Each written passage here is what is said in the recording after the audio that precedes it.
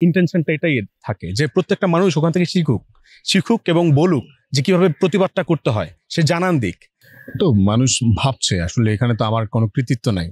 এখানে কৃতিত্ব যারা এই কাজটা করেছে, স্বচ্ছভাবে নিয়োগের দায়িত্বটা পালন করেছে, যারা সঠিকভাবে দায়িত্বটা পালন করেছে এবং যারা নিয়োগটা সঠিকভাবে করেছে, যারা ঘুষ খায়নি, যারা ঘুষ নেয়নি, যে সকল মানুষ হচ্ছে গিয়ে ঘুষ ছাড়া বা টাকা ছাড়া চাকরি পেয়েছে এবং তারা সন্তুষ্টি আদায় করছে। হয়তো তারা ভাবছে যে এটা আমার কৃতিত্ব, না, আমি মনে করছি না এটা আমার কৃতিত্ব।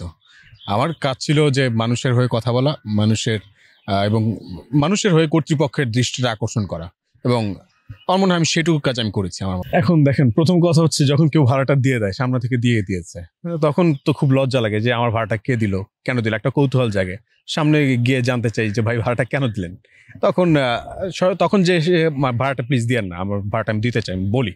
এবং আপনার যদি আমার কাছে ভাড়া আছে, আপনার যদি মনে হয় আপনার দেওয়া উচিত কাউকে, বা আপনি দিতে চান, যার নাই, যে ব্যক্তি অসহায়, তাকে আপনি আপনার টাকাটা দেন বা ভাড়াটা তারটা দিয়ে দেন, সে উপকৃত হবে।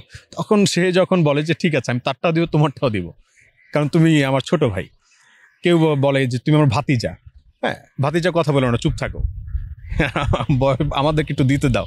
হ্যাঁ, আবার বড় ভাই হিসেবে একজন বলে বসে যে তুমি আমার ছোট ভাই, হ্যাঁ, ভাড়াটা আমি দিতে চাই, এটা আমার অধিকার। সে যখন এই যে সম্পর্কের অধিকারটা খাটায়, তো তখন তো আমি আবার কিছু বলতে পারি না। আলহামদুলিল্লাহ, আমি আল্লাহর কাছে সবসময় শুকরিয়া আদায় করি এর জন্য যে আমি মহান রবের কাছে অনেক কৃতজ্ঞ যে মানুষ যে ভালোবাসাটা দিচ্ছে বা তারা যে এক্সপ্রেস করছে, আমরা তো এটাই চাচ্ছিলাম যে আমাদের সবকিছুর উদ্দেশ্য কি, এত কিছু করছি, যে মানুষ উঠে আন্দোলন করছে যখন, তখন ইন্টেনশনটা এটাই থাকে যে প্রত্যেকটা মানুষ ওখান থেকে শিখুক এবং বলুক যে কিভাবে প্রতিবাদটা করতে হয়, সে জানান দিক।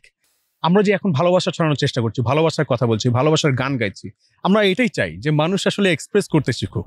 সে তার মাকে বলুক, মা তোমাকে ভালোবাসি, বাবাকে বলুক, মা বাবা তোমাকে ভালোবাসি। এই যে আমরা বলতে পারি না বাবা তোমাকে ভালোবাসি, এই শুধু না পারার যে যন্ত্রণা কত ছেলে মনে মনে পুষে রাখে, কিন্তু যে পেয়ে গেছি। আর অপ্রত্যাশিত ভালোবাসা সবসময় সুন্দর, এটা মানুষকে অন্যরকম একটা সুখ দেয়, অন্যরকম আনন্দ দেয়। তো আমি ওইভাবেই সুখী হই।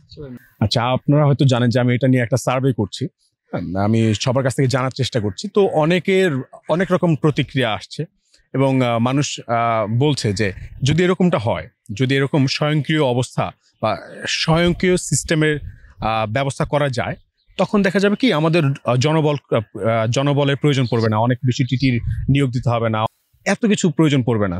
শুধু জাস্ট গাড়িটা পাঞ্চ করে সে ঢুকে যাচ্ছে, সে জানতে পারছে যে তার কয় টাকা কেটে গেছে, কয় টাকা হচ্ছে কি আছে। যখন মানুষকে দেখা হয় যে তাকে মনিটরিং করা হচ্ছে, তখন তার মধ্যে যে পাপ করার প্রবণতা, এটা কমে যায়। তো আমরা স্বয়ংক্রিয়, এটা জাস্ট একটা প্রস্তাবনা, আমি সোশ্যাল মিডিয়াতে কালকে লিখেছি যে এমনটা যদি হয় তাহলে কেমন হতো। তো অনেকেই বলেছে যে এটা করলে খুবই ভালো হয়। যারা মেট্রো রেলে উঠেছে, তারা এটা খুবই সুন্দর সুফল পাচ্ছে এবং আমরা খুবই সন্তুষ্ট ব্যাপারটার উপরে। কিন্তু যখন দূরপাল্লার যেই ট্রেনগুলো, সেগুলো তো মানুষ যখন যাচ্ছে, তখন তো তারা দাঁড়িয়ে যেতে পারবে না, তখন কিন্তু মানুষের মধ্যে একটা ক্রোধের সৃষ্টি হবে বা আক্রোশের সৃষ্টি হবে। তো এটা ফলপ্রসূ নাও হতে পারে। বলি যে সমস্ত প্রশংসার মালিক আল্লাহ। আপনারা আমাকে যতটুকু প্রশংসা করছেন, আমি এতটা প্রশংসার যোগ্য নই, এবং আমাকে যত প্রশংসা করবেন, আমার মনে হয় যে আমি দিন শেষে না, আমার মনে হয় এরকম, আমি অহংকারী হয়ে যেতে পারি। প্রশংসা করেন, আপনারা সমালোচনা করেন, যেহেতু আমি এখন পর্যন্ত জীবিত আছি, আমি এখনো কাজ করছি, তো আপনারা আমার সমালোচনাটা করেন, আমি এটা নিতে এখন খুব স্বাচ্ছন্দ্য বোধ করব। কিন্তু প্রশংসা নিলে আমি ওইভাবে স্বাচ্ছন্দ্য বোধ করি না।